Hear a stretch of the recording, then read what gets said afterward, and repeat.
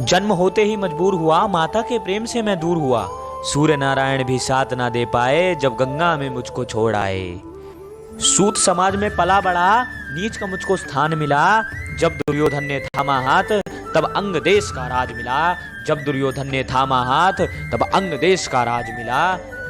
उस उपकार का मैं किस प्रकार तोल करूं, प्राण देकर क्या मैं उसका मोल करूं।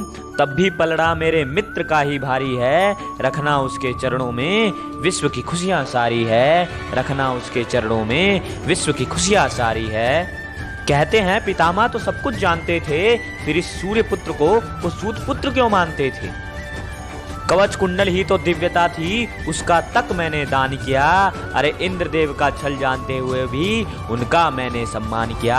अरे इंद्रदेव का छल जानते हुए भी उनका मैंने सम्मान किया। अंग काट कर दान दिया, तब भी पर्याप्त सम्मान मुझे ना देते थे। धर्मराज भी युद्ध शिविर में मेरे भय से ना सोते थे। प्रकृति के काले मेघ आसमान में छा जाते थे, जब स्वयं भगवान भेष बदलकर कर्ण से दान पाते थे। आओ चलो रणभूमि का दर्शन तुम्हें कराता हूँ, धर्म धर्म का पाठ तुम्हें पढ़ाता हूँ। पितामह के वध से दुख में संसार था, 11वें दिन खुला मेरे लिए रणभूमि का द्वार था। 10 दिनों तक मुझको युद्ध भूमि से दूर रखा, क्योंकि पितामह को भय था अर्जुन का वध मेरे हाथों तय था। अरे रण में आकर पराक्रम मैंने दिखाया था, अपने तीखे तीरों से सूर्य को छुपाया था।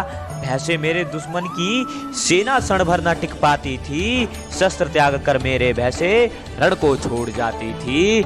उस 16 वर्ष के बालक को बाणों से मैंने कभी न सहेजा था, तुम्हारी आत्मा नहीं तड़पी थी जब तुमने उस छोटे से बालक को रणभूमि में भेजा था।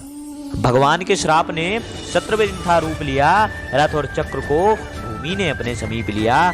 विद्या भी मेरी उस वक्त साथ छोड़ जाती थी, मुझे परास्त करने के लिए समग्र सृष्टि एक हो जाती थी। मुझे परास्त करने के लिए समग्र सृष्टि एक हो जाती थी। इस अवसर का लाभ तो वासुदेव ने भी लिया था, वार करने का आदेश उन्होंने ही तो अर्जुन को दिया था।